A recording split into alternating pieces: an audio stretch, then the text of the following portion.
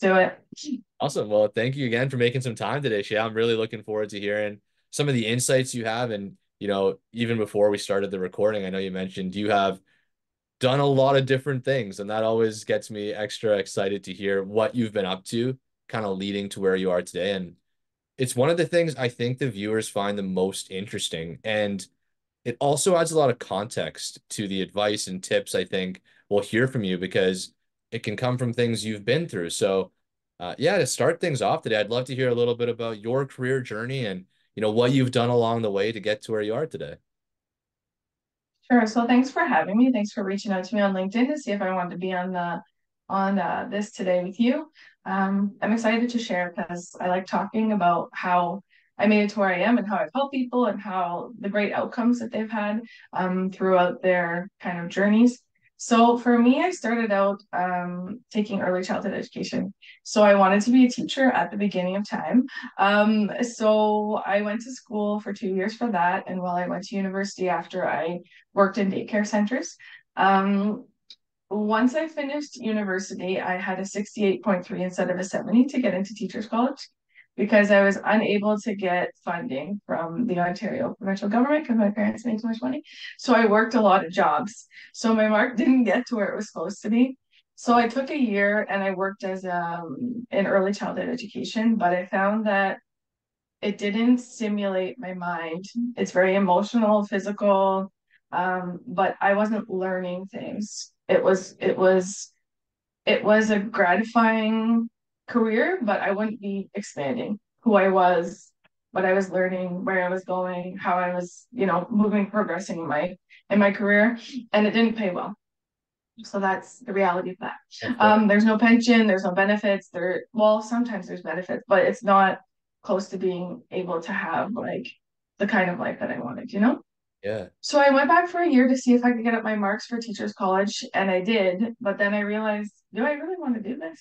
I don't know. This is like I see my friends now who work in early childhood education and as teachers, and they're very stressed out. A lot of the time, people take off you know, a Yeah. month here, a month there. Like it's very overwhelming work right now with students and the way that childcare works as well as schooling. There's a lot of different, um, things that children are experiencing now, ADHD, ADD, just various things. So I had applied to work at a multicultural center as an intern.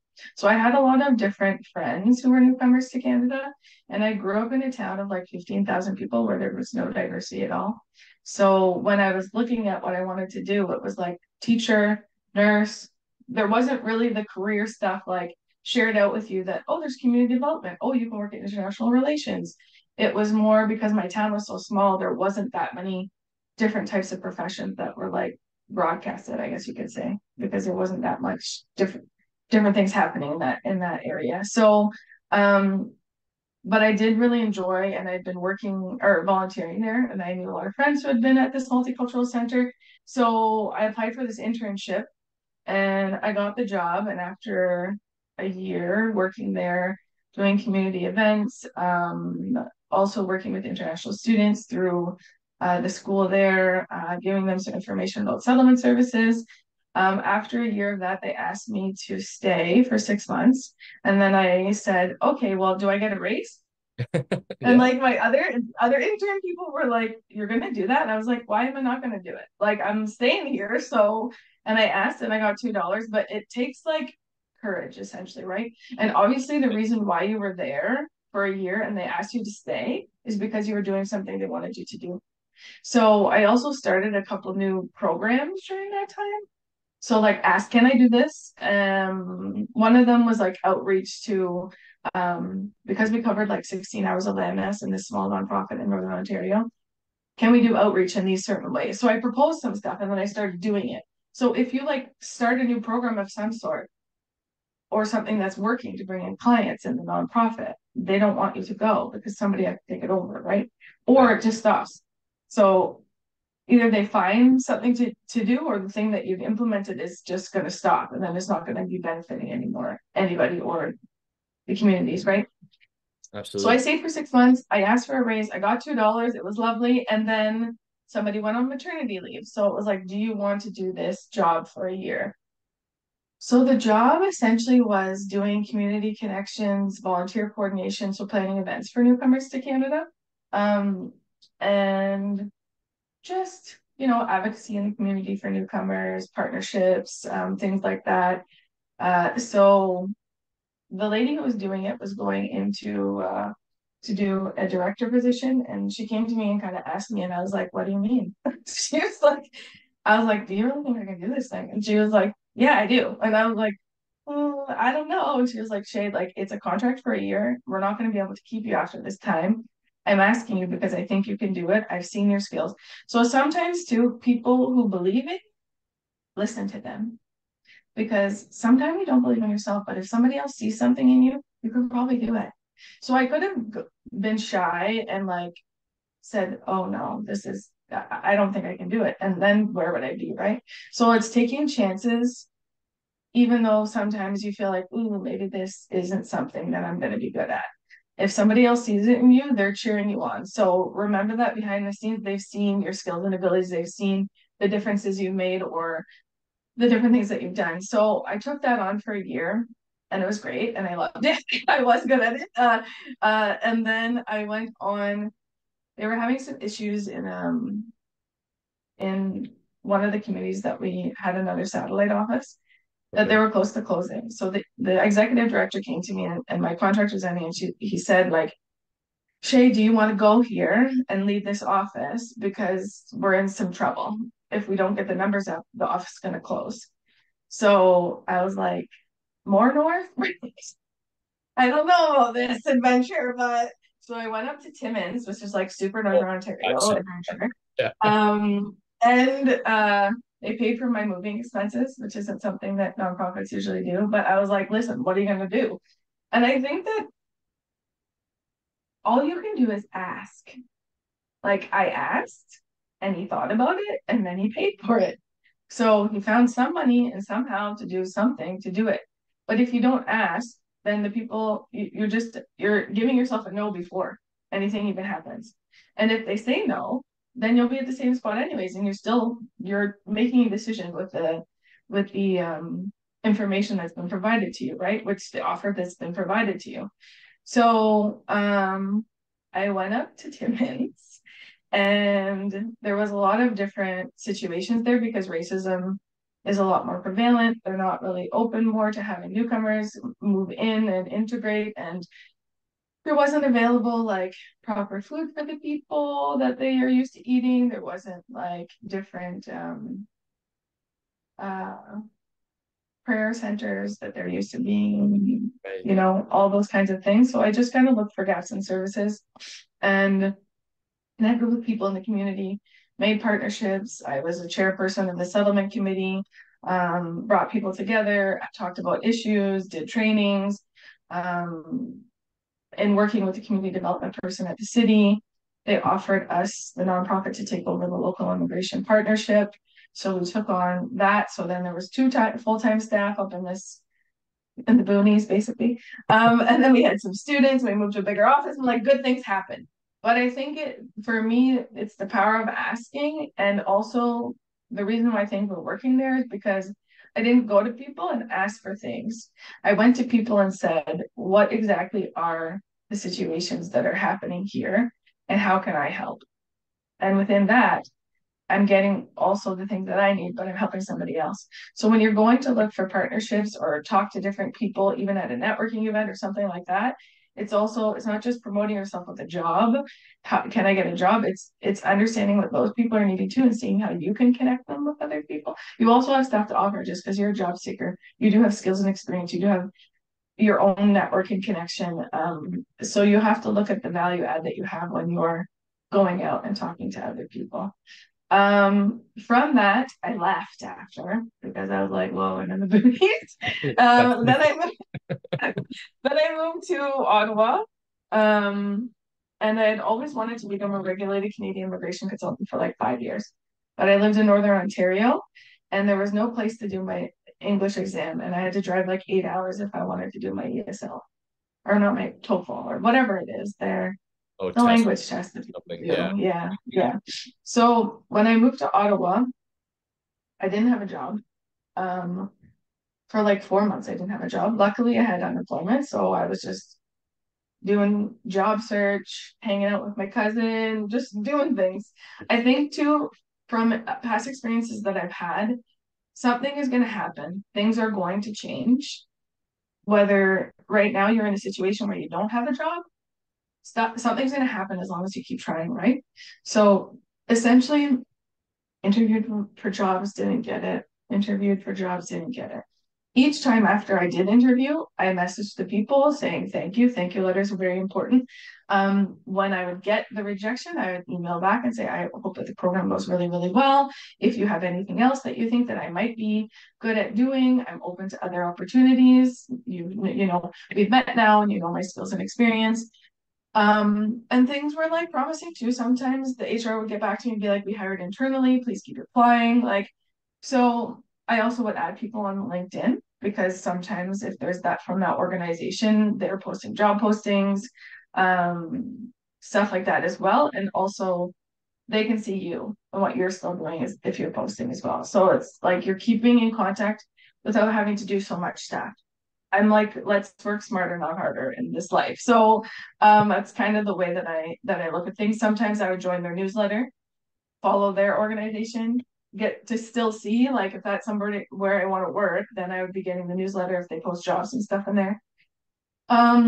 So what happened was one of the places that I interviewed for, 3 months later, a lady called me and she was like, hi. And I was like, who is Ah, this? And by then I was looking at how I could go back to school through the program where they pay for your school. yeah. Um, Whatever. So I was looking at doing events planning because I Okay. like events. And she messaged me and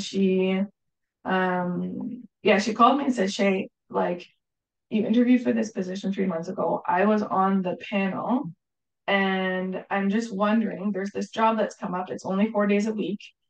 It's working with the Ottawa Job Match Network with newcomers to Canada. So I'd be helping high skilled newcomers find employment and then do different job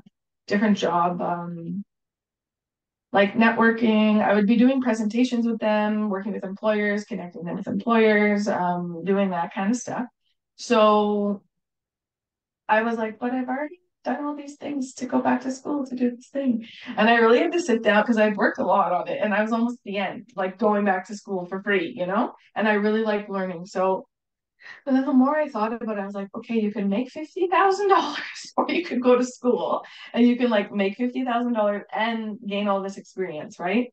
So sometimes too, there comes to be crossroads and Yeah. like weighing the different options, like super important thing. Um, so I went through 2 interviews. Basically, I don't think I had to interview, but people just wanted to meet me, right? Right. So Awesome. I went into this job, and then after like 2 months, they wanted me to be full time, and then I was there for 4 years. So it Wow. was so rewarding working with newcomers. Like people are so thankful when you're doing employment and job search with them too. A lot of the time they don't have like a direction when they're coming in, not only because they're looking for a job, but they just are here. They have culture shock, they have their family, they're trying to settle, they don't know like where to go, what to do. So essentially, sometimes people come in really defeated. I worked with one guy who he was a cancer research director in his home country and he couldn't find a job. Skills and experience, the bridging programs, like all these different things. Um, People would come in and tell me like, Shay, I already did everything. I'd be like, are you sure? So with them, there's like this brainstorming tree that I would use, but it's like job search brainstorming. So it would have like many trees. What have you actually been doing? And like they maybe did 4 or 5 and there's like 20. So it's like visually getting people to see and reflect on where they've been going and what they've been doing. And I would also take them and also make SMART goals for every time that we would meet because then when I would meet with them again, I would have something to remember what we were doing. Also, Right. they would have to come back to me and like have done what they said they were going to do, you know? So whether it be like, I'm going to go to 2 networking events or I'm going to apply for 5 jobs or I'm going to, so it was giving them action oriented stuff too. So they felt like they were doing, could build their self confidence. There's another branch, there's another way to get somewhere.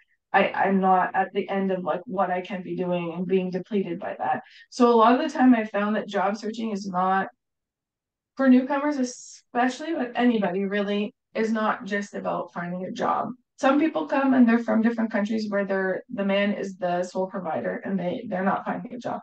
So that's like it was here and now it's here because they're also feeling like they're not doing what they're supposed to do within their community, within their family life or in their community, right? Yeah. So it's kind of also knowing those barriers to employment that people are having, but also just like life things. So I feel very fortunate throughout this whole time because people have shared with me their lives, Yeah. not just what they're wanting to do with employment, but their lives. And I'm open to hearing that so that I can help them in a more holistic fashion and help them reach their goals not only with employment, but to understand how to navigate the other things in their life that's going to bring them with the employment journey.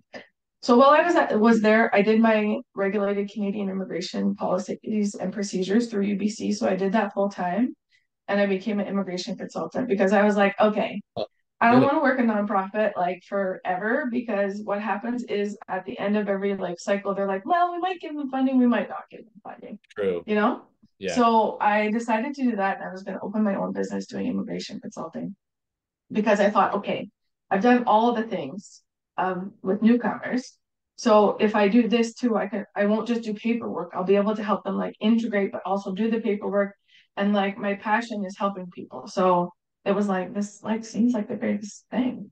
So I did that and then I had imposter syndrome for a while about starting a business because I was like, can I really do this? Kind of like the other time when Yeah. my coworker told me we could do this. Yeah. Yeah. So for a long time, like a couple of years, I was just doing more work. I went and also did a certificate for a management certificate for women, and in the interim moved to a new job where I was a manager at Employment Services Office Okay. of 6 program and 7 staff and all the budgets. And that was the first time I did that, and that was like overwhelming. But Wow. the business that I wanted to do, I didn't end up doing because the registered body is a real pain. So they're like, oh, you're gonna go to the bathroom. Like, can you please tell us? No, they're not like that bad, but essentially I didn't want a boss, right? And I was having another boss. It was how Yeah. it was going. So I pivoted. I did my employment services job, learned a lot from that. I had a boss that was very authoritarian and I was not that.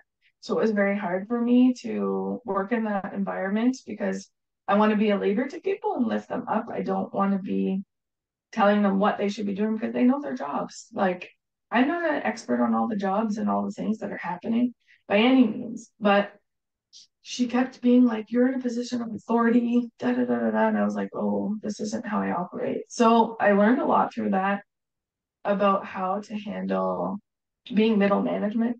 Sometimes that's also, you're trying to help, you're trying to make these people happy that you're working with and make sure everything goes well and help them on their journey to help the client. But then you have a manager who's like, we have to do this, we got to get these numbers. So it was very like pancakey.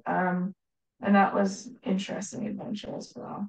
So I left there and I decided that I would do career services with my full circle immigration consulting services business, helping newcomers with career services, workshops, stuff like that. And then I went on to work doing some event planning part time with another nonprofit, and then that contract ended and it was just a side gig doing my business, right? And then I went on that contract ended and then I was on unemployment again, like what am I going to do? But it was the summer, so I was like, I'll just tan and like look around and see what I can find and like whatever, I'm gonna have a break because breaks are okay, everybody. Breaks are okay. It's okay to take a break sometimes. You're looking for jobs, but like things are going to come through as they go. And I know everybody has bills and stuff. Luckily, I was able to pay all mine, so it wasn't like super duper on the stress end side. But my old boss, who I left there, messaged me with this job at where I'm at currently. And then an old coworker also messaged me the same job. And I was like, really? Can I do international partnerships? I don't really have a super lot of experience in this, but if two people think I should do it, maybe I should apply. So I applied and then I didn't get it, but they offered me another job working with international students. So I said yes, but it was only 3 days. and it was only for 3 months.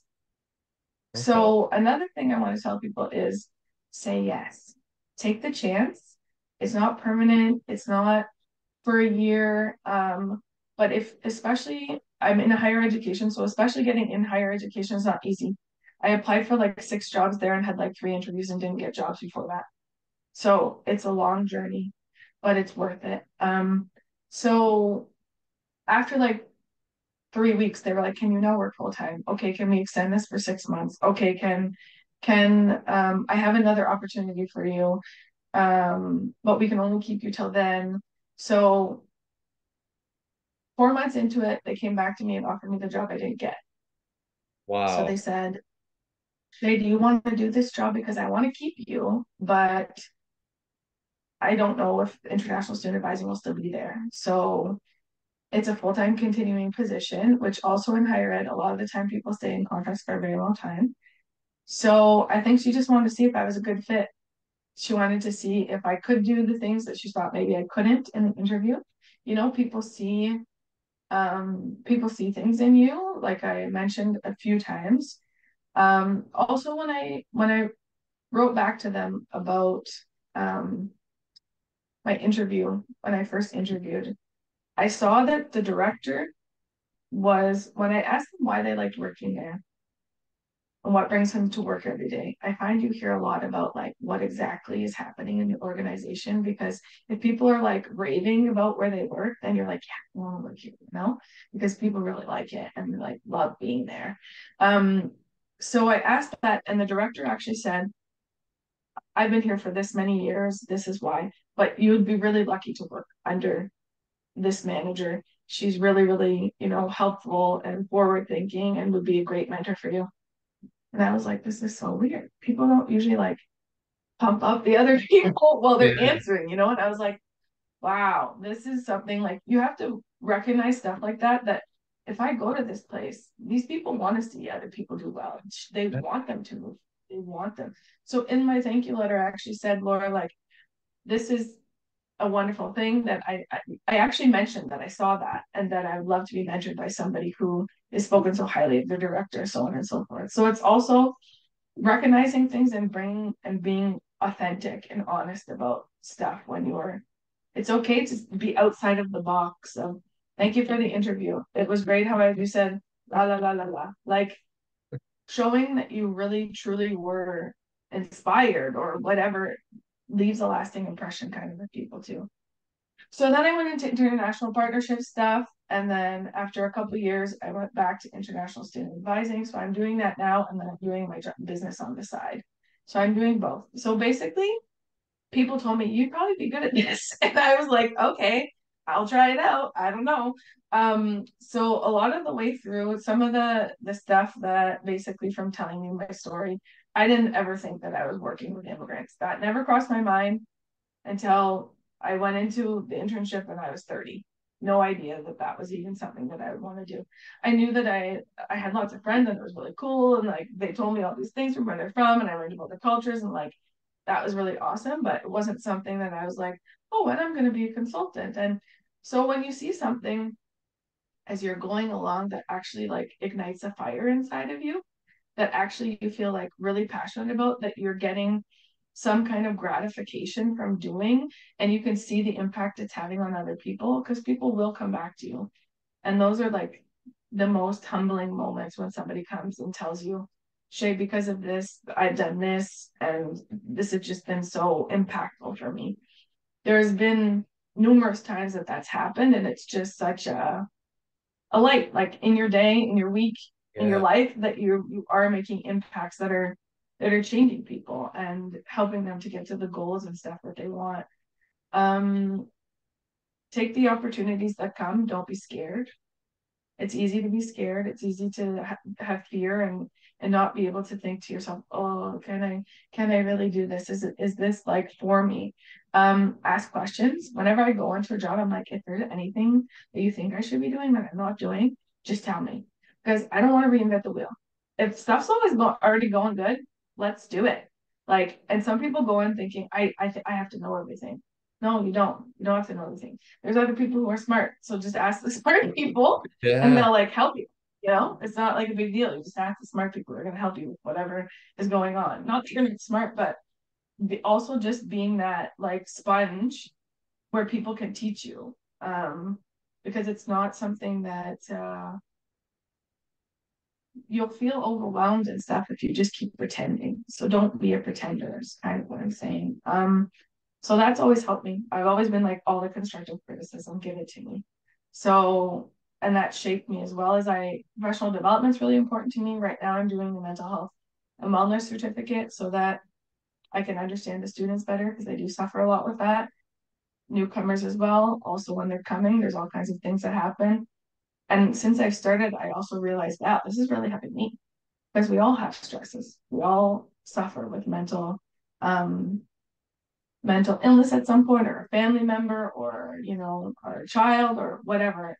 You know somebody who's suffering from something. And I've been able to learn so many things. So that's also helped me in my career is continuing to expand my mind in ways that wouldn't touch me in my everyday life so that I can understand things from other people's shoes better, so that I can better help them like with their steps and their path to do things.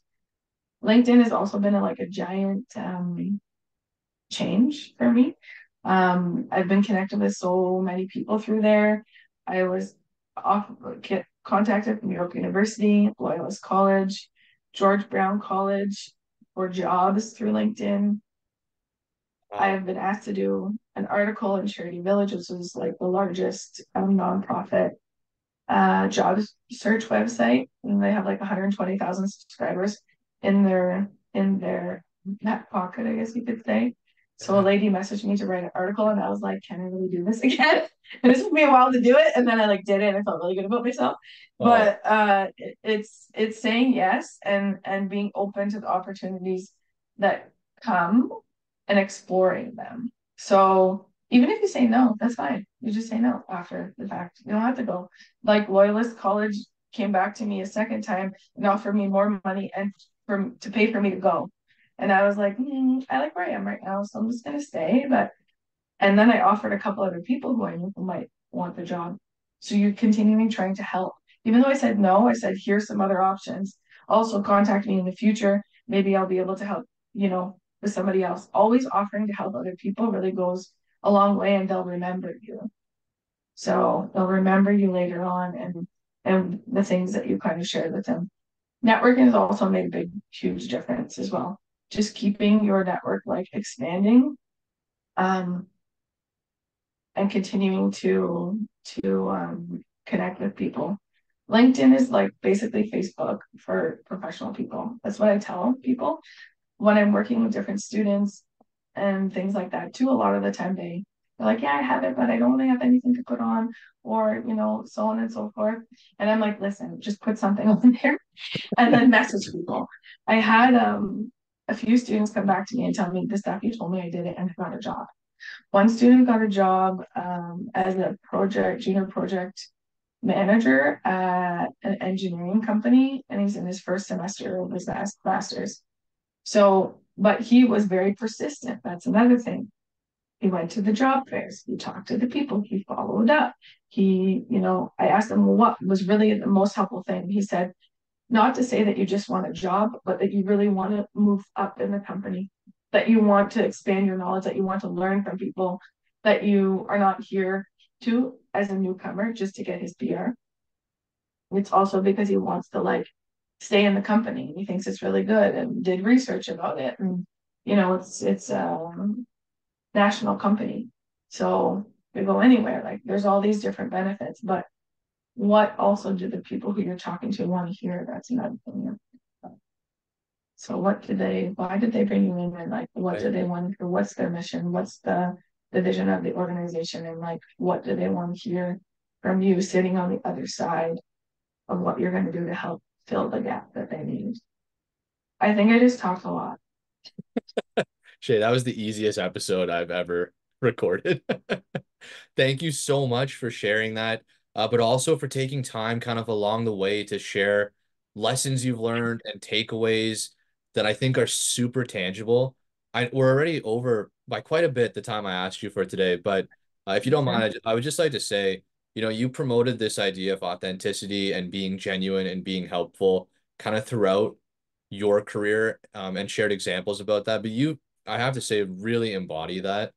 You can kind of hear at every stage of your career by acting on that, genuinely trying to be helpful, doing your best. It led to, hey, you should apply for this. We can see you're working hard. Um, I think for those listening who have been wondering, what do you do after an interview, or why do you want this job? A lot of the mentality is around, well, I need this. I want that. But the way you're talking about it, where it's, what can you do to help? It's a totally different approach. And these are people, these are other people running companies and running projects and businesses. And what a different way to come in and say, hey, I noticed you're doing this.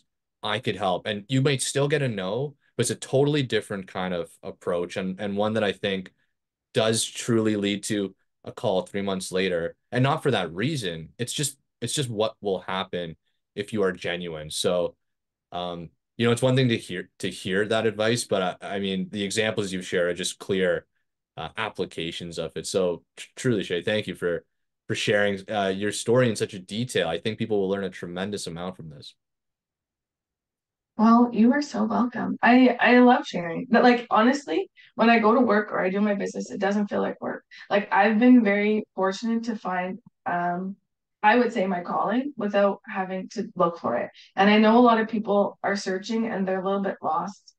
So that's also something too where Yeah, people follow the money, right? But if you follow something that is really important to you, that you see you're making a difference. And I think too, like for instance, I volunteer at the Connexus Career Development Conference every year for the last 4 years. oh, So I call it smart networking. So I'm volunteering. I also don't have to pay. I also get to learn so many cool things because I get to go to some of the workshops. I also get to meet the people who are actually running it. So yeah, that's very cool. I help with setting up booths. So I get to meet the people who bring the booths who are talking all about career stuff and like selling things to help career practitioners and so on and so forth. Free food. Okay. Also you get to put on your resume. You yeah. get to For the also community. meet people from all over Canada. Some actually there were some people who came from overseas too. I met this one girl from Hong Kong. So there's just so much to gain from giving. And I think people think, oh, volunteer too, like, oh, that's my time. I'm not going to get paid. But literally, the stuff that you get back from it, once I started doing it, I was like, wow, this is so cool. Because you're helping, but you're gaining. And it's like, I'm giving and I'm getting at the same time. Also, I have to do hours for my career development practitioner, which I've been one for like 6 years with the Board of Ontario, but I get my hours from doing that. So it's thinking about how are things going to help you help other people. So how can I maximize my time and also help myself, but like make a difference, right? So that's something also I tell people a lot is to figure out where you can network that will be helpful but also help you. So like, yeah, I used to volunteer like being a cub leader, for instance, which is like little kids and like going out and camping and like learning about like life skills. But that was while I was working as an early childhood educator. So like, what are you going to do that's going to bring you and get you connected with the people that you need to meet to get the outcomes that you want? What's your goal to do that? Yeah, and to be open-minded about it, you're volunteering at Connexus, potentially setting up booths, and you could look at that and go, well, how does that relate to getting, a career advantage there? But the people whose boots it is, the people who are organizing it, those are the people. So, you know, by keeping that kind of open mindset and going, yeah, you're going to be there and help, it it's it's what gives you the opportunity to talk to those people, show them what you're capable of, even if it's just a positive attitude and a willingness to learn. That goes a long way. So I think it's really, again, super tangible advice, Shay. Um, and I hope we can have you back on because I'd love to ask you questions about, asking for your raise as well at some point, but I'm mindful of the time I asked you for already. So maybe I'll Sure. save that for the next episode, but I think you kind of touched on it already. And you said that kind of go for it piece. But that is one thing I know people really struggle with is talking about salary, asking for what they want. And so if you do have any quick comments on that, it'd be awesome to hear. Well, it's kind of like thinking when you were younger, if you wanted something from your parents, you had to go with like a proposal, like why they should give it to you so they can't say no. So essentially, what I did was, as I took my job description from when I started, and then I wrote all the things that I'm doing now, along with what I'm doing in my job description. So these are the things that I implemented. This is the outcome that came. These are the different, like, for instance, I was doing the MOU for the memorandum of understanding. We had some different jobs that we did for the city. So every, like, I don't know, 6 months they give us 10 grand. So I wrote up the actual not proposal, the submission as to what had been done. Uh, So just even doing that, that's like a thing. Like it wasn't in my job description before, and it's like tangible. Like we're getting money, and I'm writing all the stuff. So you don't go in being like I'm the best doing all these things. No, no, you're going in and just like being like very professional about it, and like showing the paper. If you and then I left. If you want to have a look at this, I understand you're going to need time to figure this out. You're not going to get an answer right away. But it's whenever I wanted to do anything, I put a proposal together and then linked it to like the outcomes of what the organization needs and then how I've been helping with that, basically. Because that's what people want to see. You can't just go in and ask for things and not have any tangible information as to why you're asking for it. Same with if you're like, okay, mom, I really want a bathing suit, but it's $50, but I have $25. So I've saved this money and da da da da da, right? You're saying I've done a part of this. right. So can That's you a like give me some? that's a You that's a can give me very some. practical way to think about it because I think everyone's been through that as a kid. I went so Yeah. far as to put a Bristol board presentation together once, so I know exactly We're what on you it. We're doing it. Yeah, we're doing it. We know we want the stuff, so we're mean. trying Yeah. to figure it out. And this is no Yeah. different. It's so true. Have that information ready to explain why. Um, Really, really helpful, Shay. Thank you so much again for coming You're on, so for welcome. sharing these stories. If folks want to get in touch with you, what's the best way? Is it through LinkedIn?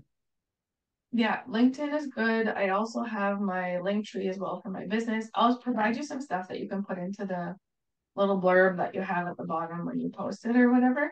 But yeah, LinkedIn is a good place to get involved with me. And I share job fairs and I share different job tips and professional development things that I'm doing that people might want to be involved in. Kind of playing to who my connections are and what they kind of want to know. So if that's something that people are interested in too. I also try and cheerlead for people. Be like, you can do this. So you might need a little bit of that too on your side while you're job searching or looking at career transitioning or whatever it might be in that instance. Yeah, that would be Very probably the best place.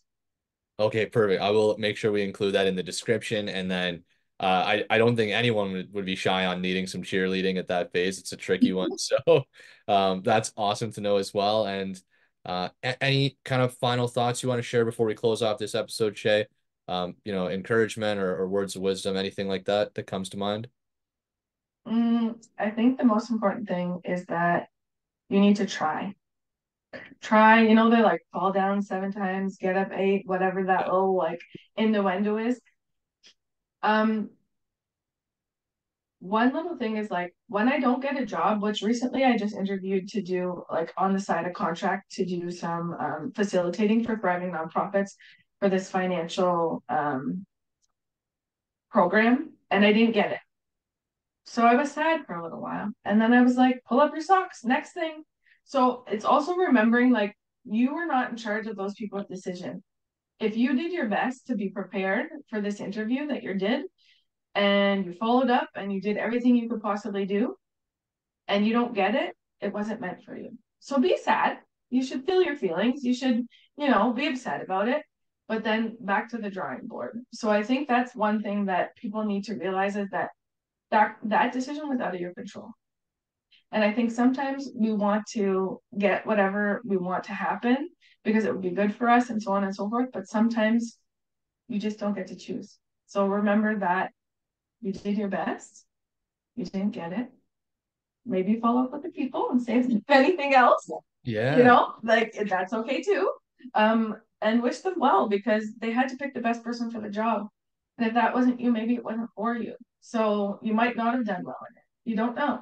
So feeling sad and continuing to feel hard on yourself is only going to stop you from moving to the next thing. So that's pretty much that's like tips I would Yeah, that's that's helped me over time. I'm like, well, I didn't get this. But it's not easy to always have that perspective. It's over life experience that I realized that things are going to change. Something is going to happen. You have to remember that. If this didn't happen, something else will. Might take a while, but you're not going to stay in this position, in this situation forever. yeah. It's not going to happen. Things are going to change no matter what. I agree, and it's a great piece of advice. I like to think, if you're getting rejected, you're part of it. You're part of you have a chance. You're part of the community. You're part of the world that's trying, like you said. Mm-hmm. And I think that's the Yeah. important part because eventually something's gonna happen. I just couldn't agree more. So, uh, Mm-hmm. yeah, thank you again, Shay, for the insights today and your You're story. so welcome. Really, really interesting to listen to, and I appreciate your time. So, I hope you have a great rest of your day, and I hope we can have you back on soon. Yes, for sure. Awesome. Thank you, Shay.